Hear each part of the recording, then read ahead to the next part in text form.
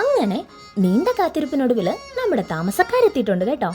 കൂട് നീ റെഡിയാക്കിയാൽ കിളിയെ ഞാൻ വാങ്ങിത്തരാമെന്ന് എൻ്റെ പ്രിയപ്പെട്ട ഭർത്താവിനോട് പറഞ്ഞിരുന്നു.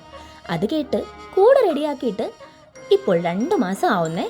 വാങ്ങിത്തരാമെന്ന് പുള്ളി പറയുന്നുണ്ട്. പിന്നെ പുള്ളിയെയും കുറ്റം പറയാൻ പറ്റില്ല. ഞങ്ങളുടെ വീട് ചുറ്റുവളങ്ങരയാണ് കേട്ടോ. പോരാത്തതിന് പുള്ളി ഒരു ആർട്ടിസ്റ്റും. കുംഭഭരണിയൊക്കെ അടുക്കുകയല്ലേ. സോ വർക്കും കാര്യങ്ങളുമായിട്ട് പുള്ളി ബിസി ആയിരുന്നു കേട്ടോ.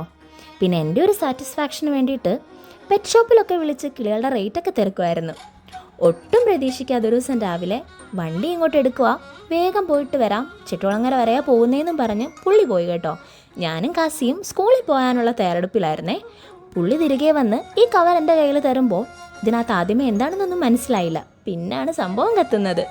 എന്തായാലും ഞാൻ ഹാപ്പി, പുള്ളിയും ഹാപ്പി. നേരത്തെ ഒരു വീഡിയോ ഇട്ടതിൽ ഈ കിളിക്കൂടിന് താഴെ കുറേ ചെടികളൊക്കെ നമ്മൾ വെച്ച് പിടിപ്പിച്ചിട്ടുണ്ടായിരുന്നു കേട്ടോ.